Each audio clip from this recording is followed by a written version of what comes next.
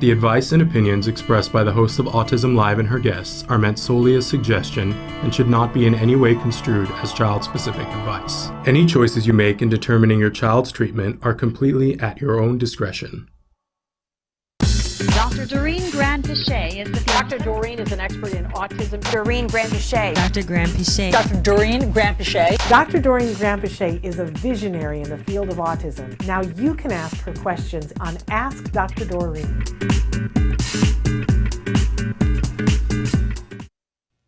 Good morning and welcome to Ask Dr. Doreen. Look who we have in the studio this morning. We're live. It is the Tuesday before Thanksgiving. I have no idea what, it's the 22nd Is of it November. already? Yeah. Yes. I've lost all track of the days at this point, you guys. But we have Dr. Granpeesheh in the studio. Good morning. Good morning, Shannon. You're at Good the morning, top of my everyone. grateful list this week. Oh my gosh, I'm so glad to be back. Yes. It's been such a whirlwind since I think like sometime in October. Yes, yes. Yeah, we've done a lot. So much has happened since then. We have, and we've done a lot. Yes. I don't know if, since I haven't been back, I don't know if our viewers, you talked about our events. We talked a little and we showed some clips from it, but we didn't really. I think I was waiting for you to come back. It was an amazing, for those of you who don't remember, because it's been a minute. Yes. The All Ghouls Gala, the first annual All Ghouls Gala, was held that last Saturday in October. Tell them what the benefit was for. It was for ACT Today, or Autism Care Today, and we were sponsoring specifically a group of children whose parents had written in and asked for grants. And of course it was a huge Halloween event, and you know, as I had thought, a lot of people out there are like me and they enjoy dressing up. Yes. So it was a pretty big event, and Yes. we had pretty good coverage and really good sponsorship, and I think it was a great success. I will never do it at my house again because that's impossible. But yeah, I'm glad that we had so many people, and it was just great. And today, I guess, if we have the opportunity at the end of the day, we should look at giving out some grants, which is wonderful. Absolutely. It's very exciting. Absolutely. And then after that, I don't know if you know, like literally the day or about 20 hours after that party, Yes. I flew to Saudi Arabia. Yes. And that is a very, very long flight. That's like Yes. 20 somewhat hours of flight time. And then I was there for 10 days. And that was also wonderful in a lot of ways, sad, but also wonderful. It's a very different lifestyle, and that was an adjustment for me. Even though I was born in Iran, you know, I grew up in a very Western culture, and Saudi is still has certain rules that you have to adhere to. But I saw clinics, I saw schools, I saw families with autism, I saw charity events. I went to an incredible charity event that raised literally $2 million in about 3 hours. Wow. I mean, it was unbelievable because... Did we get the names and addresses of those people? Yeah. Well, let's invite them to next year's All Ghouls Gala. Exactly. And it was a really well done event too. What they had done was a family, the family that you and I both know, had sponsored 100 artists, painters, to work individually with 100 children on the spectrum for a period of about, I think, 3 to 6 months. And each had produced an art piece, and now the charity was selling the art pieces. How brilliant is that? Right, and with that money, now they're going to have a building for art for kids. It was fantastic, goodness. right? So, and then I saw schools that are magnificent and lack really high quality ABA type knowledge. I saw centers where I was they actually... needed you. It was really important to be there, let's put it that way. And then the centers that I went to was very interesting because I met some really talented registered behavior technicians out there, RBTs. And I observed their work, and they were fantastic. I think all they were missing was like a really advanced curriculum, like skills. So I'm looking forward to trying to help some of the organizations out there. And, you know, hopefully, excuse me, hopefully I'll be able to help them because, You know, as you know, once I sold Card, I signed a non-competition agreement with Card. Yeah. And so obviously it's they hold me to that. Yes. But you know, from my perspective, helping families on the other side of the world is not really competitive. Right. Since Card really has no intention of opening anything in Saudi Arabia. Right. So I'm going to go ahead and assume that it's okay to help, and I really want to help the families out there and across the Middle East, you know. Yeah. There's kids everywhere Wow. who need our help. And then I came back for literally 2 days. Yes. Then I flew to Philadelphia for, Yes. and this is another wonderful thing, the Eagles Foundation partnered up with UBS, and they had this autism roundtable, which they've had, I think, 6 or 7 times now. I've been to a few of them before. And I did a keynote there about kind of the history of autism, ABA, and sort of, you know, how the world of autism and ABA has changed. Yes. And that was awesome as well. It was really nice. There were and I met, and this was a very cool thing for me. Yeah. 2 different parents were in the audience, and it wasn't a big group. It was, I'd say, somewhere around, I don't know, 70 to 100 people at this roundtable. And 2 different parents came up to me and said, you know, one parent said, you evaluated my daughter and treated her 18 years ago, and then told me all about her. And then a dad came up and said, yeah, my son was with you 20 years ago. He's like 32 now. Yeah, and I was like, wow, that tells you, you know. It's pretty cool, though, to like, I remembered the dad, actually, but it's just really interesting to go back that far. And I got a text from Danny Bowman because she I met saw you her and there, took a picture. You guys know Danny because she appears on Autism Live fairly regularly. She is one of the girls on Love on the Spectrum, the USA version. She's the one that's the animator. And she was at the same conference, and she was excited because you guys just keep missing each other. You keep not being at the same events, and she was really excited to meet you. And she sent me, she's like, look who I finally met. Yes, and I actually had just spoken about Stories from the Spectrum on stage. So when I came down, she immediately said, you know, my work is on there. And I was like, of course I know Danny. And she is so beautiful. Isn't she? Like, Stunningly in so many beautiful. ways, like inside and outside, like just gorgeous. And talented, too. I didn't want to leave. She caught me right when I was leaving because I had to catch her flight, but I didn't want to leave after I had met her. Well, we'll have to get you guys together That more was often. lovely, yeah. But we're here this hour, and Dr. Granpeesheh is going, we wanted to get you guys caught up because, you know, and for me, there's been nothing but the toy guide. Nothing but the toy guide. It's been Toy Guide 24/7. I abandoned you with that this year. No. It's been so much fun, but the toy guide is live now. So for those of you who have been waiting for the toy guide, it's live right now. Go to autismnetwork.com. and click on, it says Toy Guide Winners on the top, and then you can pick which category you want. The toys are all there. We love feedback from you guys. There is, now if you look at it on mobile, it's slightly different, but there is always a button. It's underneath the toy. So it's the toy, it's what award it won, the toy, a picture of it, a description, what we say about it, and then there is the button that if you push the button, it will take you to a site where you can purchase the toy. That is separate from us, but you guys had asked for that, and we wanted to make it convenient for you.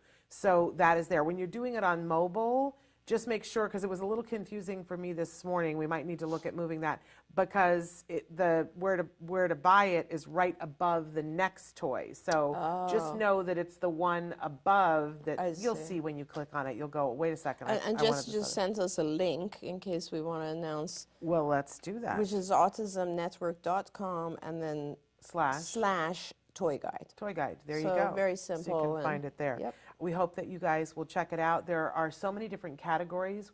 We did sort of age categories. So there's a baby toddler category. There is the preschool category, the school aged, then teen tween, adult, and then a caregiver section. And then within each one of those, there's 16 different awards. Oh, so there's my one gosh. that's for motor skills, there's one for language skills, there's one for social skills, there's the top toy, there's the oldie but goodie, a puzzle toy, a book. I love all the books we chose.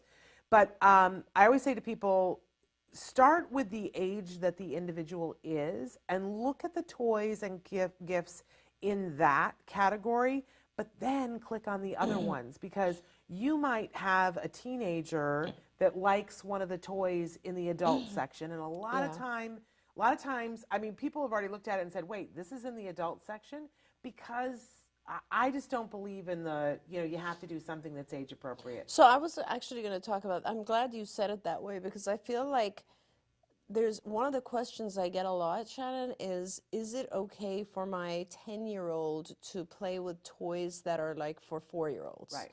And that's kind of an interesting question in itself. And I would say, toys have two purposes, I think. One is just recreation. They're fun. Yep. They're reward. They're reinforcer. And the other is they also mediate interaction with others, okay? So they are like, when you have a toy, other kids will come up and be interested, and then you end up engaging and so on. So if it's, so for the first purpose, I say children should be allowed, and adults too, by the way, should be allowed to play with whatever. It doesn't matter the age. I agree with you completely. The importance is that it is rewarding to them. And so it's important also for our parents who are looking at the toy guide to consider that. Like, look at the things that your child is into, right? And go to that toy or that level as opposed to just their age. Yeah. But for social purposes, I think it's also important for our kids to learn to play with the toys that are popular and age appropriate, because they draw other kids. Yep. And that's basically what you have to do, is a little bit of both. In fact, we added a category this year we've never done it before, but this year we added best video game. Oh, I love that. So and we chose things in those age norm categories that are really mainstream, that are not bad, right, that are good games where they'll actually be building social skills in them for those video game winners. But you'll see that there are some things, and we sort of label and say this is a mainstream. Yes. Like there's a Yu-Gi-Oh! Trading game that's in there, and it's labeled this is a good mainstream when you're trying to get them to socialize with people in their age range. But thank you for being one of the experts because just yesterday somebody was saying something about, well, my 21-year-old wants to play with Thomas the Tank Engine. Yeah. And I said, you know what, they're 21. Yeah. Let it go. I just flew back from Texas, and on the plane I watched, Bullet Train? Yeah. And there's an adult male in Bullet Train that the whole movie, he talks about Thomas the Tank Engine. Oh, he does. Every single time something comes up, he compares it to Thomas, and he says, oh, you're like By the way, how amazing was Joey in there? Oh, she's so good. She's amazing. Joey King, right? who was one of the recipients of an award that we gave at the event. That's right. Oh, she's amazing. She is. It's on my list. I want to watch her as the princess. Oh, where right. she just like leaps all over the place and beats the crud out of all these men. It's incredible. She's Joey. If you guys don't know, she's been somebody who's been a supporter of Autism Care Today since she was this little. Yes. I mean, you could carry her around in your pocket. She was so little. And she was always so lovely, like even when she was a little child, she was always so gracious and yeah, so I was very happy that we were able to give her an award. I found out part of the secret of that, because she would be little and she would be on the red carpet and she would be speaking very eloquently and intelligently about how people on the spectrum are amazing, and she would always say, one of my best friends is someone who's on the spectrum, and she is fabulous and she is wonderful. Well, I didn't know who that best friend was. Chelsea Darnell. No way. Yes, wow. I did not know that. So, and then when I found that out, I was like, well, that all makes sense. Totally makes sense. She was around someone her whole life and had that opportunity to see what that was. So, she's been out there since she was little trying to tear down the stigma of, hey, we're all cool. Let's all be together on this. Okay, we got a lot of questions coming in, and we have other questions. Our first question that we were going to start with today, do we even want to go there, or do we want to start taking live? Sure. Our first question that we were going to talk about today is, because you guys have written this in droves in lots of different ways, but how do I teach creativity? Okay, right, or imagination. That was the word. So, and thanks for kind of jogging my memory, because that's such a broad topic. And I think the way that we generally deal with teaching, I guess toy play as a whole is developmentally, right? And when you are very, very young, when you're like, let's say, typical development, like 2-year-old, you're looking at things that we call functional play. And these are like, musical toys where you press a button, something happens. It's a cause and effect type of toy, right? You press something, a light goes on. You turn a handle, somebody pops out, whatever it is. So cause and effect type toys. And so you want to start there because those are intrinsically rewarding in a sense because the child does something and they immediately get a response. So that's kind of where we start teaching some toys. And then you go on to, because your goal is to get to a point that's very abstract, which is imagination or pretend, which is a very different and difficult concept for a lot of our kids. And I guess when I get there, I'll talk about why that's difficult. But you start with that, and then obviously you will go to things that are like more play that is functional, and you have actual objects that you're using. So for instance, before you go to teaching someone, let's say, dressing up, which is an imagination type thing, or pure pretend, you'll do something that's more symbolic. So for instance, you use a toy telephone and you teach the child the function of the toy telephone. Because a lot of our kids, they see you on the phone, and nowadays obviously a toy telephone is going to look completely different from the phone they see you on, but there are actually toy telephones like this now too, yes. So, and you teach them by modeling, kind of like, oh, hi, I'm talking to them, oh, how are you, and so on, and then they see that, and then you care. And again, Shannon, as you know, like with skills, there's 10 different things going on at the same time that kind of come together, right? So separately, you want to make sure that the child has already mastered enough language and a specific lesson, let's say, called greetings, where they're able to say, hi, my name is, who are you, what are you doing, like some basic social conversation, which now you do it first for real, like you get on another phone, your child is on the phone, and then you do it pretend, where there isn't another person on the phone and they're pretending, and then you do it without the phone, so you do it like holding another object. Right. Being able to pretend or have imagination means that you're able to come up with objects and things that aren't in reality used the way that we normally use them, right? It's something in your mind. Now, that is so hard for our kids because of the whole theory of mind concept. And, an example of this is when a child wants to, they're very, very rule governed, right? Something is black or white. And if I take, let's say, a phone and pretend that it's a plate, that just doesn't fit into the normal rules. They look at you like you're crazy. It's just not part of the rules, right? And with a lot of our kids, you have to realize we teach massive amounts of information to them after the fact. And they're classified after their age group, right? So like at a later age, and they're classifying this stuff as we teach them.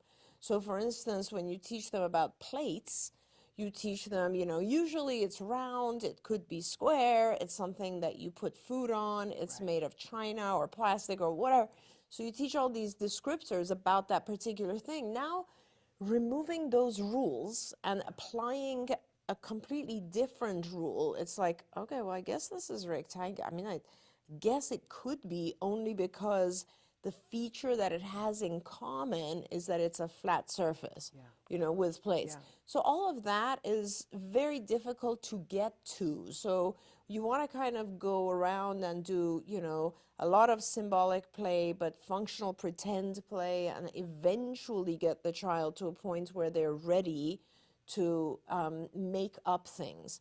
There's a really good lesson that we had in skills, and again, we've talked about skills, and I don't know if it's available to the public right now, but hopefully it is, and I think soon I'm going to try and write out some of these lessons for publication. But what this particular lesson is you'll just start with something like a basic shape, like a circle, and you'll show it to the child, and the child will most likely say it's a circle because that's what you've taught. And then you'll say, well, I think it's also a cookie. And you teach the child to come up with other things that could potentially, like it could be a pizza, it could be, I don't know, a ball, it could be various other things. It could be the moon.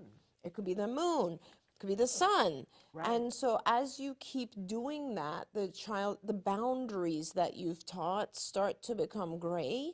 And that's very, very important for our kids, because when they learn certain rules, they become extremely rule governed, and they become rigid in a sense. And they're like, you know, your bedtime is 8 o'clock means 8 o'clock. It can't be 8:01. Those types of rigid behaviors then start to dissipate because they understand that it's not all black and white, it can be gray. And imaginative play also comes a lot from things like, for instance, once you get to the point where your child can have a conversation about what they're seeing on TV, like cartoons or so on, and you can sit and talk about, like, you know, oh, that was funny, he was flying, but you can't really fly, right? That's pretend. And so making kind of two buckets of things that are real and things that are pretend, and that you can have fun with the things that are pretend. And that's kind of also where dressing up comes in, where, you know, you dress up as a fireman or as your mom or whatever it is, and you talk a lot about pretending to be that person. It's very, very helpful because, you know, one of the problems with perspective taking is that our kids are very much only in their own head and have a hard time taking someone else's perspective. And once you get to pretend play, like dress up and that kind of imaginative play, it really helps them to see things from someone else's perspective, which is also a big deal. I think it helps, tell me if I'm in left field, but I think it helps with anxiety too.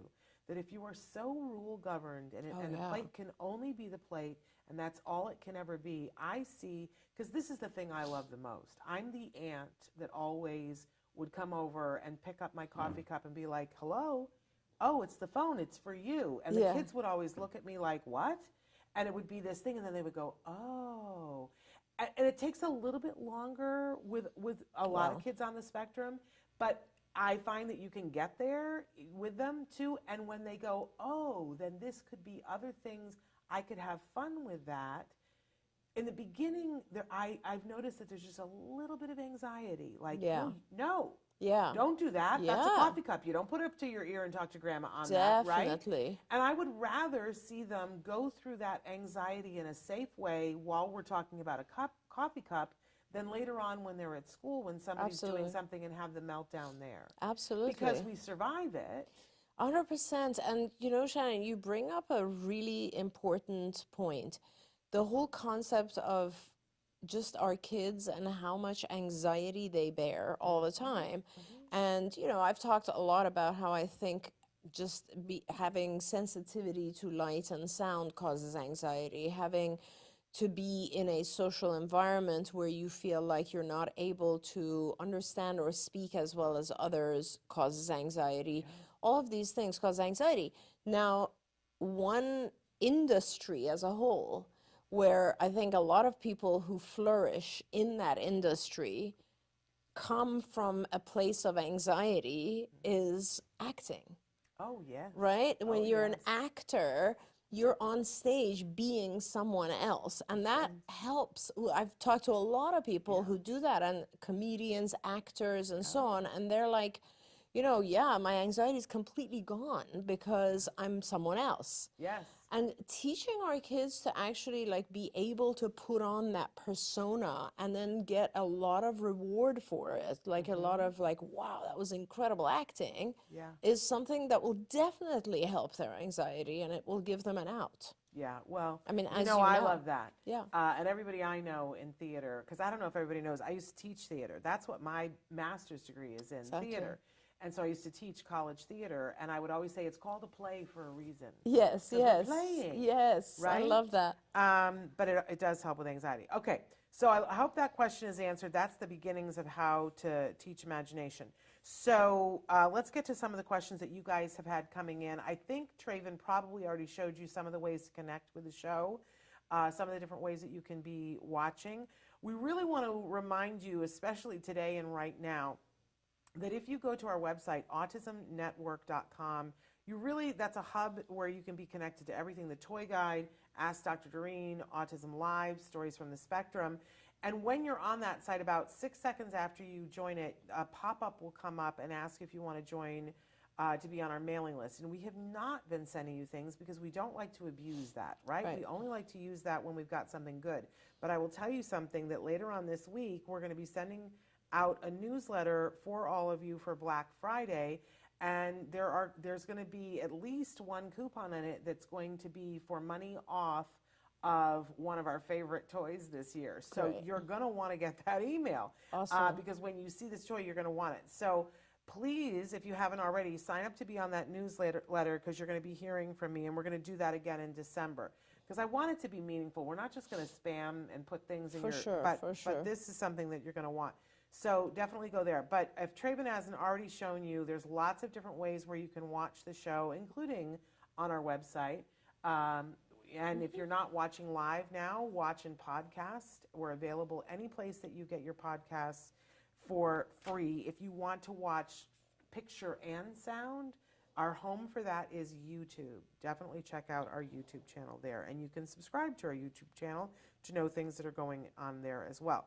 So Teresa has written in, good morning to everybody, by the way. I'm saying hi to Teresa, Liliana, Yasmin, and then Shas, I don't know, and Susie, good morning to you, and many others. The list is way too long. Felix, good morning, and Michelle, hi.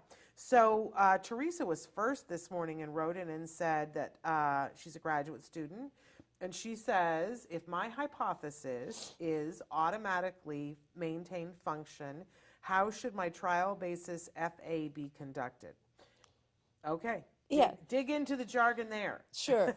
So, your hypothesis has to be some sort of assumption. So your hypothesis is automatically maintain function is this or that, right? It's not just about automatically maintain function. It's some aspect of that. So maybe you can also tell me more about that. But that being said, and just for our viewers, just for our because when you're doing a hypothesis, your hypothesis is, let's say, the moon is green. Okay. You have to have an idea, and then and that's your hypothesis, and then you have to go about proving it right or wrong. Right? Yeah. So with an automatically maintained function, what Teresa is talking about is essentially there are behaviors where in behavior analysis, and I've talked about this a lot because, we don't know what the function is. And as you know, with behavior analysis, you are always looking for the function of a behavior. So for instance, if I hit you, it's either going to be because I want something you have, or I'm trying to get out of a situation, or I'm trying to get someone's attention, or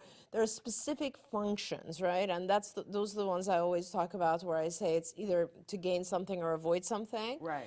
So, but with automatically maintained behaviors in behavior analysis, we say they are intrinsically reinforced. That means there's something going on inside that is maintaining that behavior, right? I always say the paycheck is on the inside. Exactly. That's the best way to put it. Okay. And I think what Teresa's asking is like, if this, and with a functional analysis, what you're trying to do is you look at a behavior and you look at what happened right before it and what happened right after it, and because your point in behavior analysis is to change either the antecedent or the consequence or both, right, in order to change that behavior. Right. So with automatically maintained behaviors, that's very difficult to do. So because you don't know what's going on internally, right? That's causing this or is the consequence of it, right? So for instance, a great example of an automatically maintained behavior is, let's say, visual stimming. Right? And if someone is like looking at stuff like this, you don't know what they're getting out of that. What is the function? Why are they doing this? Right. And so Teresa has a great question. She's saying, how do I actually do a functional assessment with that? Now, you cannot do an experimental functional analysis. The experimental one means that you're trying to instigate a specific behavior Right. and see if what you just did really did cause it. Now, we Right. do that sometimes when we're not sure about the function of a behavior, Right. like a child hits other kids. We're going to try different types of scenarios to actually provoke that behavior. In a very controlled In environment, a very, right? very experimental FAs are always very, very controlled. Okay. So with an automatically maintained function, you really can't do that because it's not in your control. But you can still observe. You can do an observational functional assessment where you're looking and seeing that every time this, and you have to do lots of observations, and you'll see that when these particular types of behaviors occur, there's usually something before or something after. Now, I love this question, Teresa, because I've always thought to myself, what is it internally? And I've classified in my own head, and that might go into your thesis, I don't know, but you might want to classify them and see if you can identify different types of possible antecedents. So for example, for me, certain behaviors, certain self-stimulatory, ritualistic, stereotypical behaviors actually show pain. They show a reduction of pain. So for instance, escape from pain, okay? And those would be things like when you see a child who's body rocking, but they body rock against something, like against the counter, against the stool or arm of a chair, something like that, where they're actually putting pressure on their stomach. Another thing with body rocking, which is very interesting, and you can read about this, is that when you do this motion, you are activating the parasympathetic nervous system, which is calming, it's soothing. This is why we have rocking chairs.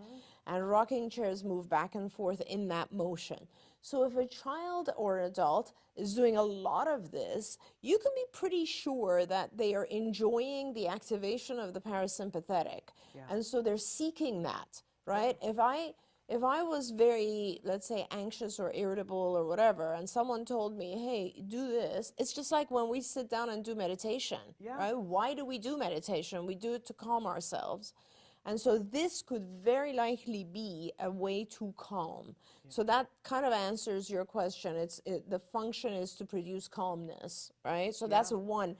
Other things like visual self-stimulatory behaviors, as you know, of course, there's a lot going on with the vision, the input of visual stimuli for our kids, right? Sometimes you have children who have a great difficulty focusing on one object. Sometimes you have children who seek out looking at shadows or looking at patterns just because the patterns help organize things for them. Or, you know, it's one of the symptoms of autism is sensory dysregulation. And I wonder often if these types of behaviors that involve visual self-stimulatory behaviors that we currently consider to be automatically maintained are just part of producing some form of sensory regulation for ourselves, right? It helps the child produce, a lot of times I think our kids have like no proprioceptive sense at all, like they don't know their body in space. And these types of things often perhaps are allowing them to kind of have a border around themselves or give them some sense of security. Now, here's the last one, and then I'll let your imagination go with it. But what I've noticed a lot of times, like you look at some of our self-stimulatory behaviors with our kids, they're very, very much similar to obsessive-compulsive behaviors. So, for instance, lining up objects, hoarding, holding two things together, putting things in a perfect order. Those types of things, those are OCD. Those are obsessive-compulsive behaviors. For me, I became a behavior analyst after I was a clinical psychologist. So I always, when I saw those things, I was like, this is OCD. This is like exactly what OCD is. And OCD, don't forget, the compulsions and obsessive compulsiveness are a result of anxiety. We think our hands are dirty, that's the obsession. Then the compulsion is washing. The compulsion gets control over the obsession. So that could very well be as well. Our kids maybe, because of the way they see the world, right? It's very disorganized, very floating in air. There's no floor or walls. Everything is all over the place visually. So perhaps what they're trying to do is organize things and keep control over it in some way. So those are the types of things: a reduction of pain, reduction of anxiety, regulation of sensory inputs. There's a lot of things like that that could serve as the possible function. All you can do, though, in order to do an actual FA is by observation when it occurs. You cannot instigate it. Her further question was, and you sort of already may have answered this, and what should I consider when collecting ABC data? Yeah, prior? so obviously the consequential data, you will just observe behavior and you're looking at, has anything changed with behavior? You always want to look at the normal stuff as well, obviously. There could be dual functions. Somebody could be giving attention when they do self-stimulatory types of behavior, all those. But at the same time, I would go further back in the antecedent collection of data, and I would look at things like, do these behaviors occur more when the child isn't sleeping? Do they occur more in specific settings which are causing anxiety? Do they occur more, let's say, when the child has had, some specific foods to eat that are causing them distress? Those types of things. So think outside the box when you're looking for the antecedents. There you go. Yasmin has said, hello, I would like some help with my son. He's 12 and has autism. He has anxiety about death every day, if not every other day, multiple times a day. He would say, I don't want to die, or I don't want to break, which is also the same thing. He also says he doesn't want anyone to die. He also says he doesn't want to grow up and that he wants to stay small forever, and that he is on medication, 50 milligrams of sertraline. So, this is a hard one, Yasmin, only because... She did write more. Do you want to hear it? Yeah, because I just don't know enough about his functioning. He sometimes gets frustrated and hits his head or bites his hands, and then he says, I'm sorry, I just feel frustrated sometimes, but he always wants me, teachers, or others to reassure him that he's not dying. I once tried telling him years ago that when we pass away, we can all be together with God. I think that's what causes anxiety. Now I don't know how to respond to him, but I do reassure him that he's fine. But what he really wants to hear is that he's not going to die ever. How can I help him? I'm so lost. I know that this is consistently in his mind, and the unknown gets him really anxious. And that's all. So this is an interesting one, because I think there's actually more going on than just the anxiety. I think he's also getting a lot of attention for this particular thing. A lot of times our kids do that. They have anxiety, they come to you, you give them attention, it dissipates the anxiety, but at the same time, they start to enjoy the attention. So they start to produce things to talk about that they will almost ruminate and talk repeatedly about a subject that they know will get everyone to help them calm down. Yeah. So you kind of need to break it in two different ways, I think. One is, the subject of dying is way too abstract. I don't know exactly how much your son doesn't understand what he's visualizing, but if you want to, you can certainly paint a much more beautiful picture about death, which is, produce an incredible painting with him, or a craft, which is heaven, and make it a desirable thing. You certainly can do that. Yeah. It still might be a little too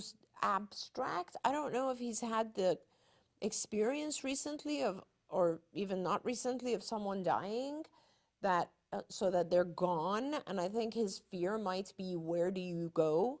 Once you're dead, where am I going to go? So you certainly can produce a very, very concrete vision of a beautiful place for him.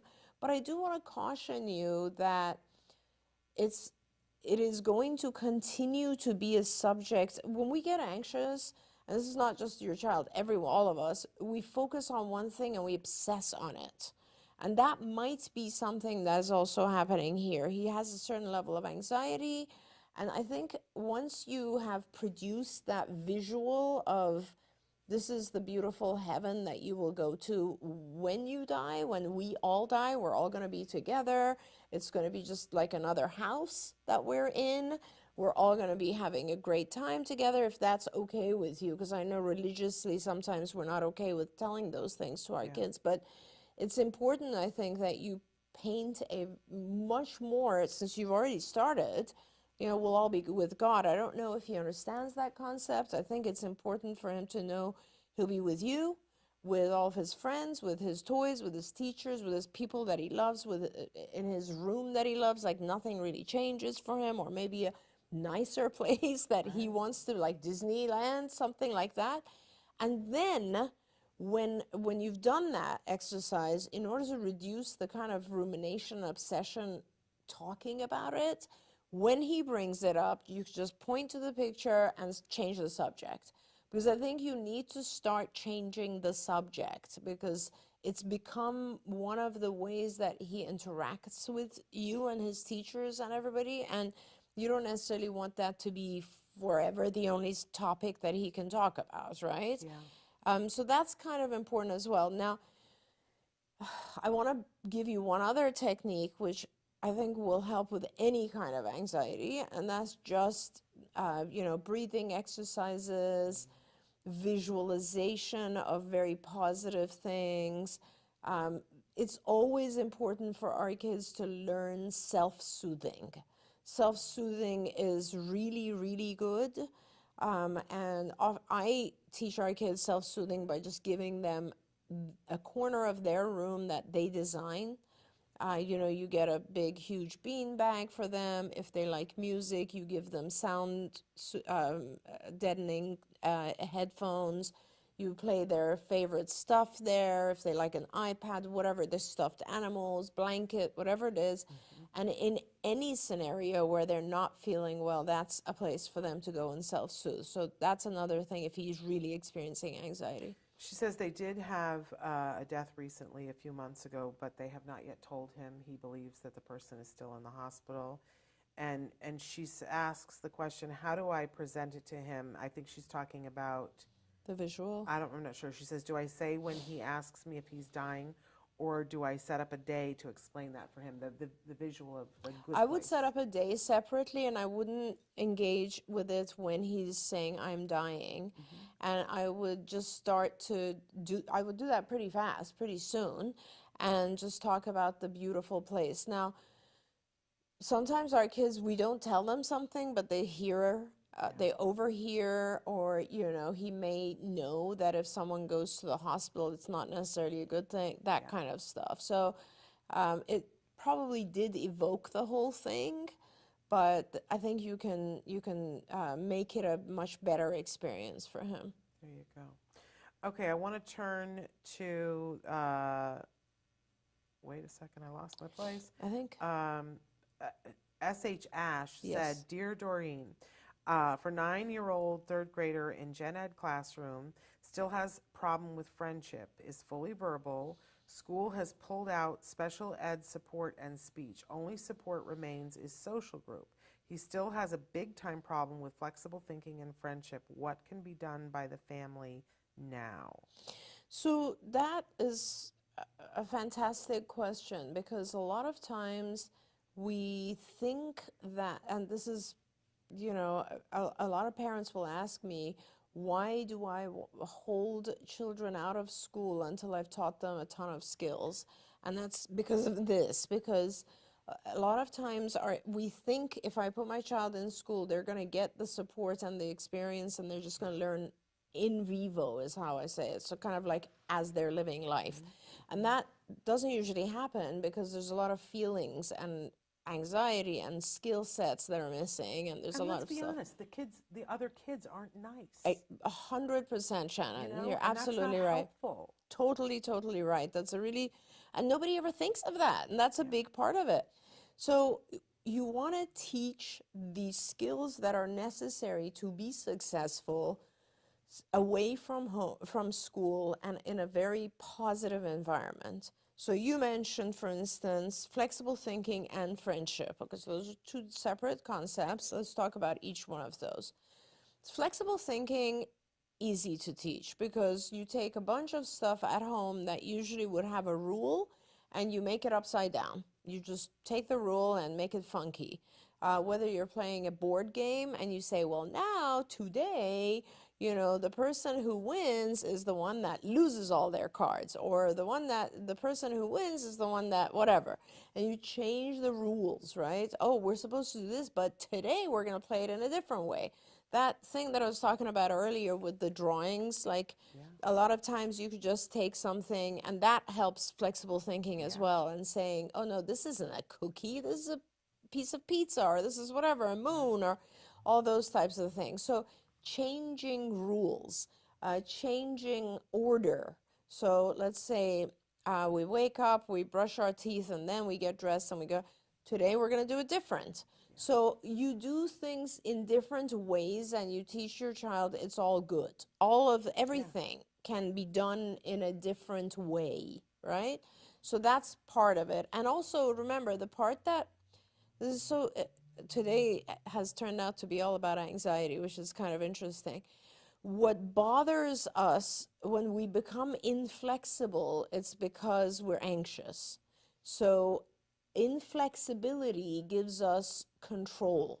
Having specific rules about things happening at a certain time and in a certain way makes us feel more in control and safer. Okay, so that tells me that he's having a little bit of a hard time in school. Something is causing him anxiety. Very likely, our kids get to a point, you know, especially 9, it sounds like great language and so on.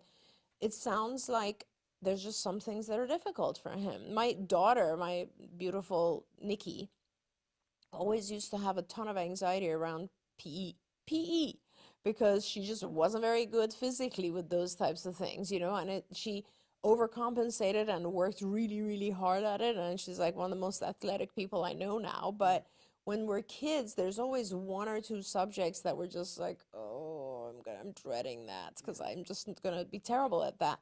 And so for a lot of our kids, it's just the experience of school. It's the experience of following rules and being with a bunch of other kids who are loud and unpredictable, and maybe the course content. I mean, things are harder for him. Yeah. So remember that he might have anxiety, and that's why he's trying to be inflexible. Now, you can teach him flexibility, but what's going to help him most with the anxiety is capability.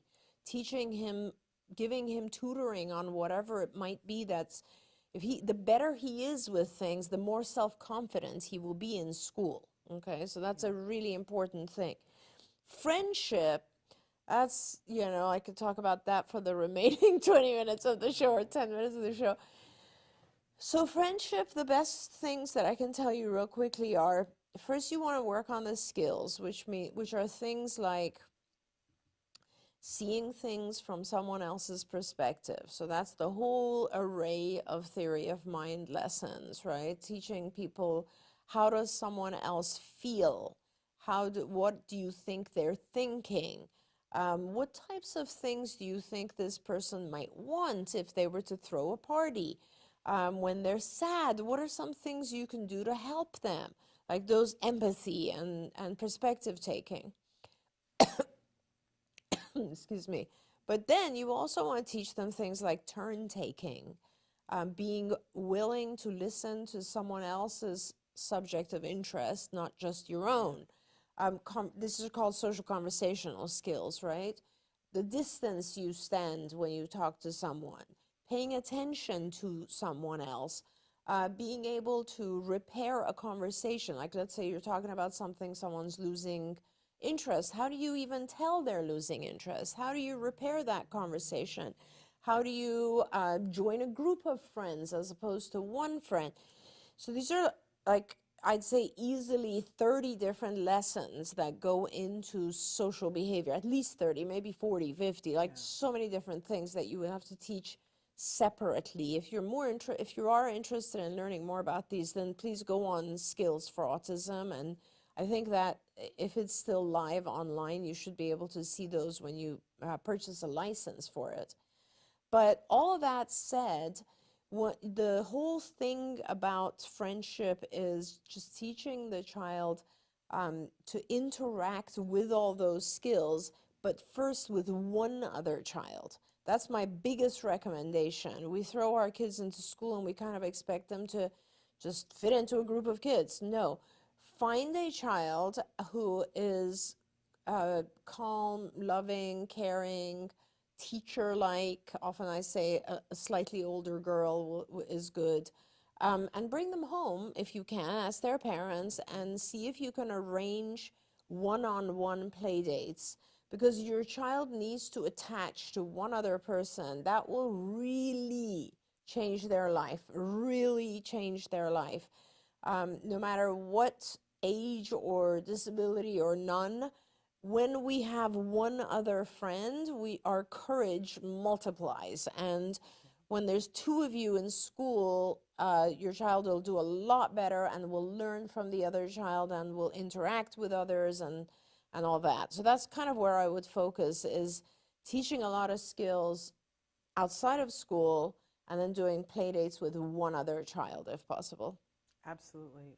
I was told to find either the bossy girl Yes. or the kid who is like a middle child in a family that has, like 6 kids. Absolutely. Or somebody who's an only child where the mom is like, I just need a break. That's true. And, That's a good one. Right? And that, make your house the fun place to go. Definitely. So that everybody wants to go to your house. Definitely. And keep the play dates as short as you can. It's Yes. hard when it's the single mom who wanted the break. That's so she true. wants to be gone for 8 hours. Yeah. But do you know what I mean? Like, I completely know what you mean. I And have the coolest toys. I mean, Yes. talking about our toy guide right oh now, my gosh, yeah. there's so many studies, Shannon, on the fact that toys, a unique toy, draws other kids. Yeah, everybody wants So to visit. that's part of it too. Yeah, you have the Oculus. Everybody wants to come to Exactly. your house. I know. I live in that neighborhood.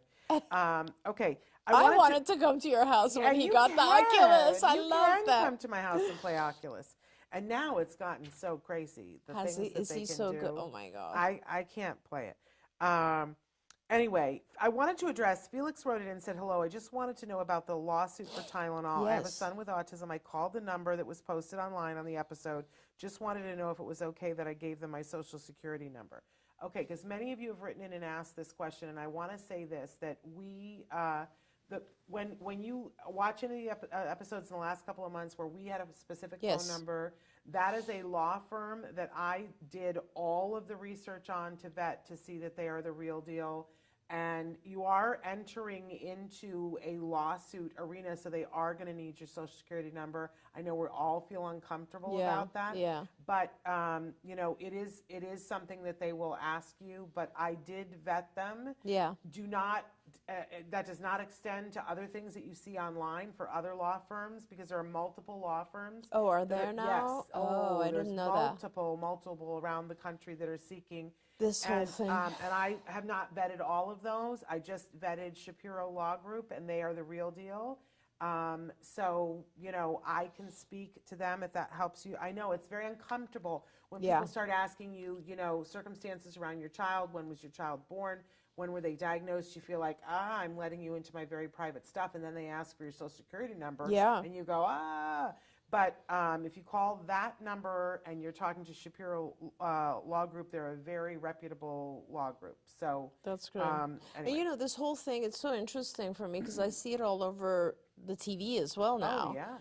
But it's very interesting because we always knew that, Tylenol is a medication that on its own is very difficult to detox from. Yeah. And we are all told when our babies get vaccinated, or even when we have issues and we're pregnant, take Tylenol or give the baby Tylenol. And that obviously now together with all the research about autism and toxicity and so on, it makes sense that this would be happening now. Absolutely, absolutely. Can I tell you, I flew to Texas to be at a party, and that was the number one question that everybody kept coming up to me and saying, talk to me about the Tylenol thing. And I've been talking about Tylenol for 10 years. But I mean, this is my issue, Shannon. I'm not sure that it's fair to sue Tylenol. I think it's more about what training our doctors get, because it's the doctor who tells you, take Tylenol, give your baby Tylenol. You know what I mean? Well, there are a lot of different aspects to this. And I think what people are learning is that, it's not just one thing. And this is true of a lot of medicines, right? that, you know, you can take one medicine and be perfectly fine, and then if you take another medicine, with that medicine, now suddenly you have a problem. Correct. So what is the problem? Is it this medicine? Is it this medicine? Or is it the person who prescribed it? Or is it the person who is taking it who didn't read the things and details. put it together, because we're supposed to all know Yes. how things interact? So there's a lot here, but what I enjoy is that we're finally asking the meaningful questions. Yes. Because there's That's some true. sense to this. Yes. That if you take, you know, I hate it when people just try to shut conversations down and say, oh, it has nothing to do with this and it has nothing to do with that. Maybe in your body. Yeah. But, Yeah. you know, people react differently to different things. I'm glad that we're looking at things, and this is coming about because a study that was done by the NIH. Yes, absolutely So right. it's very reputable. There is more work that needs to be done, but there is a question mark here. And the question mark is, what, you know, if you are the manufacturer of something, what did you know? When did you know? Yeah. That's a very important question. Yeah. Yeah. And then how did you disseminate that information Right. to the public? Yeah. Were you, you know, Yeah. so all of that's being looked at, and I Right. appreciate that. I want to see, we don't really have time, but we have a question, a mom who is in great need. Yeah, My please. son has been doing speech therapy. His autism is severe, and he's not interested. He doesn't pay attention. It's not interesting. I don't know what to do. I've already taken away TV. I only let him watch TV on Fridays and Saturdays, Fridays to Sundays now, and all he does is play with his shoelaces or strings or goes to the kitchen for food. I don't know how to balance stuff. I'm trying to do my work for my career, also time to go to the gym, and for my son. I feel guilty when I'm studying, and just wondering how to deal with. I have toys for him. But he has no interest in anything that I've tried. What he does is mess with my stuff. When I have the TV off, like my laptop or keyboard, or climbs on top of the refrigerator and messes with the cat's water. He's 6 years old. He's not yet potty trained because she says that she's tried. It's very difficult. He will fall asleep sometimes between 8 to 10 p.m., and then he wakes up sometimes between 3 to 4 a.m. in the morning. So many noises and screaming. I'm tired in the morning for work at 6 a.m. because he stays awake, and she says, please help me. There's a lot. Yeah, there's going a on. lot. There's a lot, and I'm going to help you right now, but I don't think that you can manage all of it by yourself. I think you need help. And it sounds like you're on your own. I don't know if there's a partner, a spouse in the picture. I'm not sure, but you really, and depending on where you are, there are easy ways to get help. So for instance, the number one thing, if you're in a state that provides social services like respite care, California does, for instance. I don't know what other states. Most states do. Most states it's a process. do. It's a process, but getting respite care is important, because that is, a person comes and just deals with whatever is there, takes care of your child while you get to go to the gym, do all the things you need to do. And that's really important. If you can afford it, hire a nanny to do that. It doesn't matter his age. But, and that aside, you should also be applying to your insurance to get ABA help, period. Doesn't matter the child's age, ABA is appropriate for any age, and you need some support. Now, even if you get the very minimum, which is, 10 hours a week, it's going to be very helpful, because they'll start to set some kind of rules around his behavior and set some contingencies in the house that will really help you. To begin with, the one thing I want you to understand is that toys are meant to be rewarding for most people, not all people. Some of our kids don't necessarily find great joy in toys that are for their age. They find joy in playing with shoelaces. It does not matter. You make a list. Those are all the things that are classified as rewards. And the list has nothing at all to do with what you and I might think. You might think ice cream is a reward, and your child might hate ice cream. It has nothing to do with what we think. That's our rewards, okay, the ones that are in our head. His rewards are the ones that he craves, the ones that he goes after, the ones that he tries to gain access to. And already I can tell you, it sounds like TV is one, playing with things like a shoelace or similar to that is another one. Perhaps water play might be one. And obviously computer or some sort of technology is one. There's 4, and food, right? There's 5. And those are all in one way or another fine. Some are preferable to others, and you never want your child to be obsessed with only one, but you're very lucky that he's interested in all 5. That's great. So now you have a bunch of things that he likes and a bunch of things you want him to do. Okay, so for instance, you want him to sit quietly for 30 minutes and, you know, while you're working, or I don't know what it might be.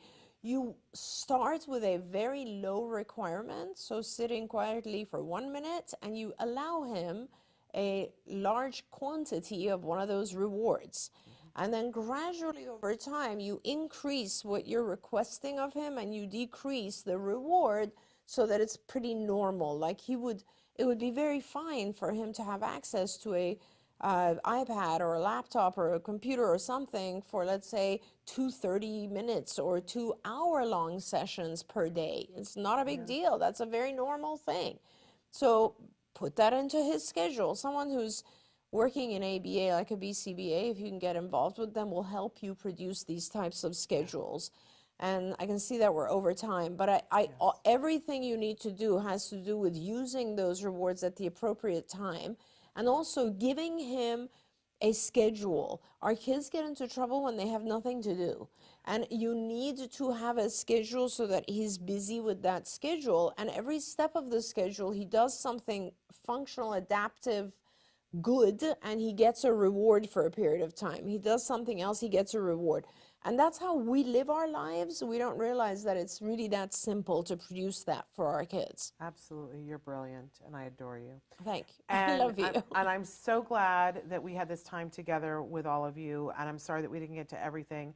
I want you to know that we're back tomorrow live. We're continuing the Festival of Toys. Tomorrow, I'm showing you a bunch of the winners from the teen and tween part of the toy guide and the adult portion. Then, starting on Thursday morning, we have our Thanksgiving Festival of Toys Marathon. Wow. So we're going to show you over the years some of the great toys that we have demoed. You'll see Dr. Granpeesheh playing with toys with me. You'll see my husband. You'll see past producers. My kids. Your kids. Nancy Allspot Jackson. Awesome. You know, the only person I haven't had made do it is my son. Oh my gosh. At some point, I need to make him do that Absolutely. with me. But anyway, you'll see all the craziness because we play with the toys and we have a good time. So all of them, you'll get to see all of that. Traven's got that ready for you guys. But tomorrow, we're back live. But if you aren't here with us, make sure we want to wish you a very happy Thanksgiving. Happy Thanksgiving to all of our viewers and to you and to Traven. I'm very grateful for you both. To you. Thank you. We're so grateful for you. But don't go away. Come back tomorrow to see the teen, tween, and adult category winners because they're fabulous. Some of them are just incredible. And there's a coupon for, and make sure you sign up for our newsletter. So we'll see you tomorrow. Until then, give your kiddos a hug from me and one for you too. Bye-bye for now. Don't forget, you can watch Ask Dr. Doreen live every Tuesday morning at 10 a.m. Pacific time. We hope to see you there.